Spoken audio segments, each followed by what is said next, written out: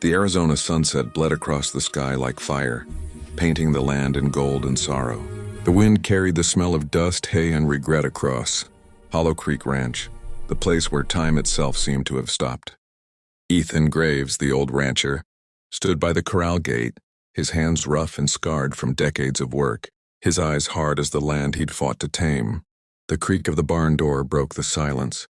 He turned, and there she was, Clara, the young woman he had taken in a year ago, after she'd been found wandering near the edge of the desert, half dead and afraid. She wore a faded green dress now, her hands trembling over her stomach, her eyes lowered as if the ground itself could swallow her shame. "Mr. Graves," her voice quivered, breaking the stillness. I have something to tell you." Ethan's brow furrowed, the deep lines on his face casting shadows as he stepped closer. "What is it, girl?" he asked, his tone as steady as a rock, though something uneasy stirred in his chest. The air felt heavier somehow, like the calm before a storm.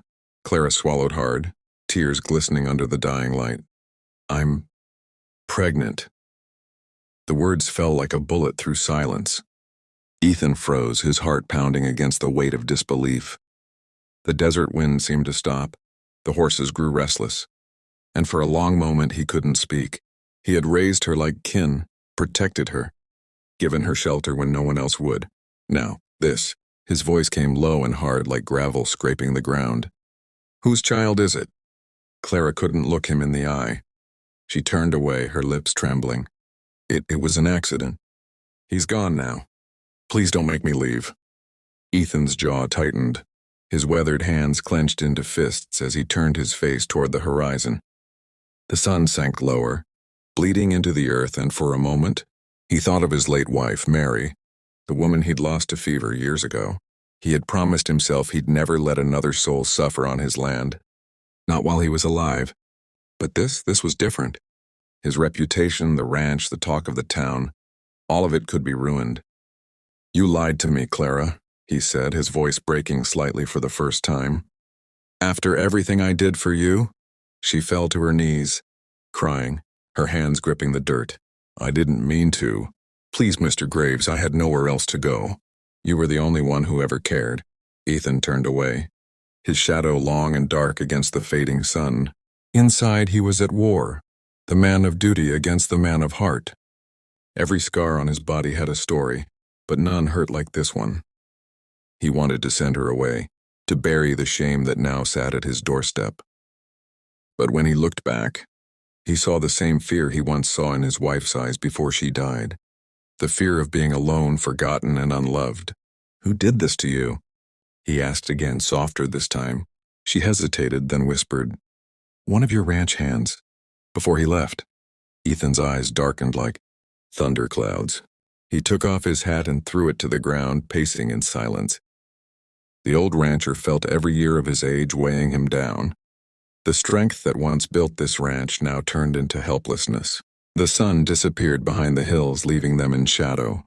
Finally, he stopped and looked at her, not with anger, but with something she hadn't seen before. Sorrow. "Get up," he said. "You'll stay here." Clara lifted her tear-stained face, shocked. "You mean, you're not sending me away?" He sighed deeply, picking up his hat and dusting it off. "Ain't my way to abandon someone in trouble. You'll have that child here, under this roof. Folks'll talk, sure, but let 'em. I've seen enough of this world to know a child ain't never asked for the sins of its parents." She burst into tears, clutching her stomach, whispering words of gratitude. But Ethan only looked away, hiding the emotion that burned behind his rugged eyes. He wasn't doing this for her alone. He was doing it for redemption, for the ghost of the woman he once loved, and for the man he still hoped to be. As night fell, the crickets began to sing, and the ranch glowed under a blanket of moonlight. Clara sat by the porch, watching the stars shimmer, feeling a strange peace return to her heart. Inside the house, Ethan sat by the fireplace, staring into the flames. He'd made his choice, but he knew what it meant: whispers, judgment, maybe even ruin. Yet for the first time in years, the fire didn't feel lonely. It felt like purpose. Outside, a storm was gathering over the horizon, And deep down, Ethan knew this was only the beginning. The storm rolled in before dawn, thunder echoing across the barren plains like the voice of judgment.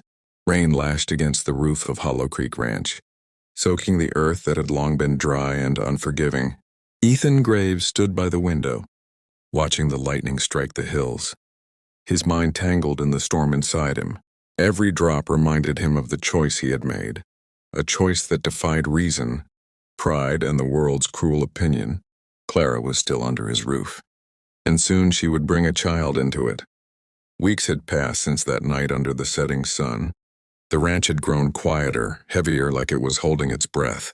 Some of the ranch hands had left when rumors spread, whispers that the old rancher had taken in a woman carrying another man's child. Others stayed, out of loyalty or curiosity, watching Ethan closely, waiting for him to break. But he didn't. Every day he rose before dawn, fed the horses, mended fences, and worked the land as if defying time itself. Clara watched him from the porch, her belly growing, her heart torn between gratitude and guilt.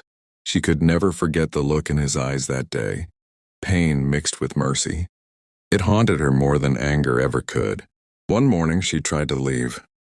She packed her things quietly, wrapped her shawl, and slipped out before sunrise.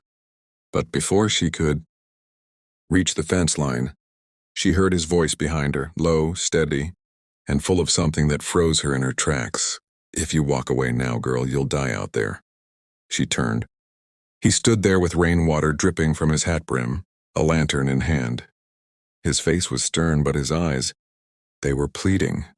"You got nowhere else to go. You think you're protecting me by running? You're wrong. You're just proving what they already say, that no one on this land's worth saving." Tears filled her eyes as she fell to her knees. "Why are you doing this, Ethan?" "You owe me nothing." He stepped closer, his voice rough with emotion. "Maybe I don't owe you, but I owe her." She blinked in confusion. "My wife," he said softly. "Mary. Before she passed, she told me something I never forgot. That kindness is the last thing a man has before the world turns him cold. I lost her because I was too proud to forgive, too stubborn to love again. I ain't making that mistake twice." Silence hung between them, broken only by the rumble of thunder. And then something shifted. Clara understood. He wasn't just saving her. He was saving what was left of himself. Days turned into months. Winter faded and the land breathed again. One night, under a sky bursting with stars, Clara went into labor. Her cries filled the cabin, echoing through the valley. Ethan ran for the midwife, his heart pounding like the hooves of wild horses. Hours passed. Long, torturous hours filled with pain and fear. But when the first light of dawn touched the ranch, a baby's cry broke through the stillness. Ethan stood outside the room, his hat in his hands, his rough fingers trembling for the first time in years. When the midwife came out, smiling, she said softly, "It's a boy." Ethan walked in slowly. Clara lay pale and exhausted, her hair damp with sweat, but her eyes sparkled as she held the tiny bundle in her arms. "Would you like to hold him?" she whispered. The old rancher hesitated, his breath catching. His hands that had built fences, tamed horses, and buried dreams, reached out, trembling. When she placed the baby in his arms, something broke open inside him. The child's tiny fingers curled around his thumb, and in that moment all the pain, all the loneliness, all the years of silence melted away. He looked down at the boy, his voice rough with emotion. "You'll never want for a home, son. Not while I breathe." Clara wept quietly, watching the man who had once been her savior become something more, the father her child would never have known. As weeks passed, Hollow Creek Ranch began to change. Ethan built a small nursery beside the main room, painted it with his own hands, and even carved a wooden horse for the baby. The ranch hands who'd stayed began to respect him more than ever, seeing not just an old rancher, but a man reborn through compassion. The town still whispered, of course. They said he'd gone soft, that he'd lost his mind, but Ethan didn't care anymore. He'd found something worth more than pride. Peace. One afternoon, Clara found him sitting on the porch, rocking the baby in his arms. She smiled, walking over slowly. "You did the unthinkable, Ethan," she said softly. He chuckled, his eyes fixed on the horizon. Maybe, but sometimes the unthinkable's the only right thing left to do. As the sun sank behind the hills, casting golden light across the ranch, Ethan felt the world finally quiet around him. The wind was gentle now, the land alive again. He wasn't haunted anymore. For the first time in years, he wasn't alone, and somewhere in the distance, as the sky turned to fire, the spirits of the past, his wife, his lost dreams seemed to rest easy. The old rancher had done what no one expected. He had turned pain into purpose, and chosen love over pride.